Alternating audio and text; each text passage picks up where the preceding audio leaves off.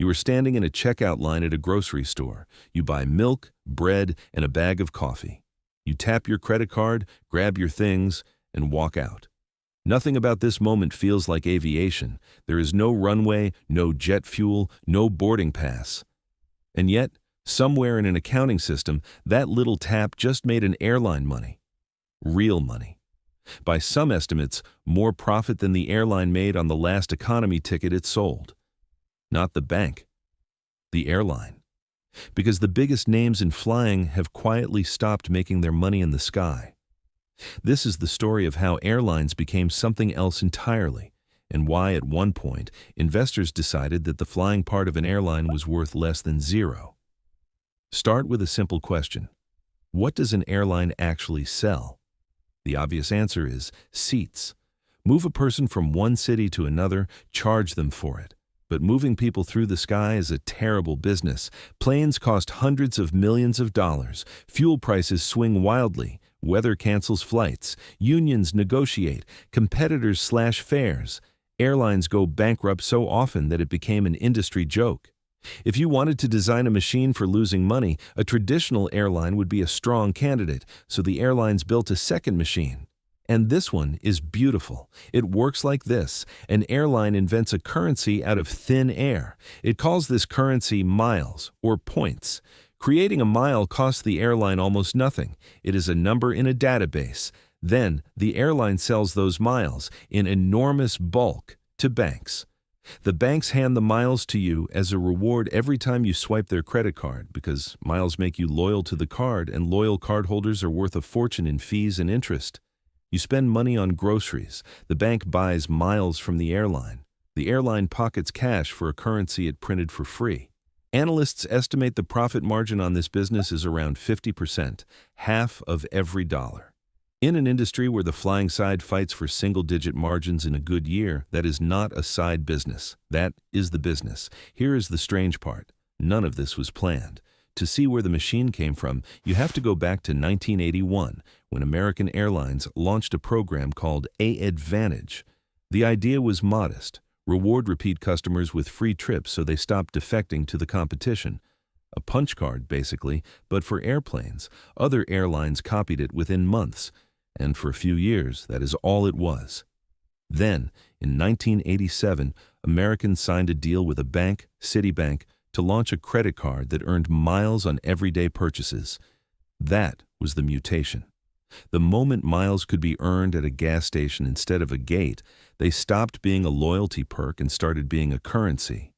And once you are printing a currency that other companies will pay real dollars for, the incentives of your entire business begin to bend around it. Fast forward to today, and the numbers are hard to believe. Delta Airlines received $6.8 billion from American Express in 2023, just from their card partnership. The next year, it grew to $7.4 billion, and Delta has said it is aiming for $10 billion a year by the end of the decade. American Airlines reported over $5 billion from its card deals. United, more than $3 billion. And according to one industry estimate, about 57% of all the miles earned in the United States now come from credit card spending, not from flying. Think about what that means. Most frequent flyer miles are earned by people standing firmly on the ground, buying dinner, filling a tank, paying a phone bill. The frequent flying is optional. But if you want proof of where the real value lives, you have to look at the spring of 2020. The pandemic grounded almost everything. Airports went silent, ticket revenue collapsed to nearly nothing. The airlines were burning cash and needed billions, fast. So they did what any desperate borrower does. They pledged their most valuable asset as collateral, and here's the reveal. The asset they pledged was not the planes. It was not the routes or the gates or the brand. It was the mileage programs. United borrowed $6.8 billion against Mileage Plus. Delta raised $9 billion against SkyMiles. American secured $10 billion against AAdvantage. And when analysts looked at the terms of those deals, they noticed something absurd. The valuations implied that the loyalty programs alone were worth more than the entire market value of the airlines that owned them. Run that math, and you reach a conclusion that sounds like a typo. The flying part, the planes, the pilots, the actual airline, was being valued at less than $0. The markets were saying, in effect, that these companies are extremely valuable currency printers, unfortunately burdened with an airline attached. Hold on to that idea, because it explains so much of what has happened to air travel since. Once the loyalty program becomes the profit center, the customer the airline cares about most is no longer the person who flies the most, it is the person who spends the most.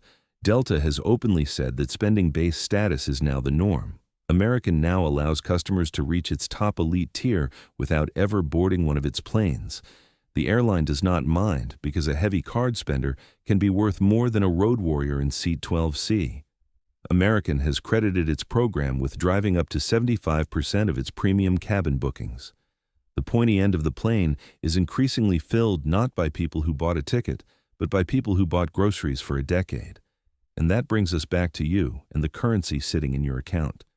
Because if an airline is a central bank, it is a very particular kind of central bank. A normal central bank at least pretends to fight inflation. An airline profits from it. Every mile it prints is a liability, a promise of a future seat. So the airline controls both the printing press and the exchange rate. It can raise the number of miles a flight costs whenever it likes, quietly, overnight, with no announcement. Analysts who track redemptions estimate that miles lose value at something like 15% per year on average. Compare that to normal inflation of 2 or 3%. Your miles are a currency designed to melt. The rational move is to spend them quickly, which, conveniently, keeps you swiping the card to earn more. The loop feeds itself. None of this means the flights do not matter. The seats are what give the currency its value, the way gold once backed paper money. An airline that stopped flying would be printing coupons for nothing, but the balance of power has flipped. One loyalty executive after another has described quarters where card revenue was the difference between an operating loss and a healthy profit. Analysts looking at Delta have described the loyalty stream swinging its margins from roughly -10% to +9%. Strip the program away, and the modern airline is, at best, a machine that breaks even while moving very fast. So, what is an airline? Here is the honest answer. It is a bank that issues its own currency, sells that currency to bigger banks, and operates a fleet of flying vaults to keep the currency credible. The routes are marketing, the seats are collateral, the miles are the product. Which means the next time you are standing in that grocery store line, tapping your card for milk and bread, you are not just buying dinner. You are the quiet engine of the jet age. Somewhere, 35,000 feet above you, a plane is crossing the sky, and it is up there in part because you went shopping.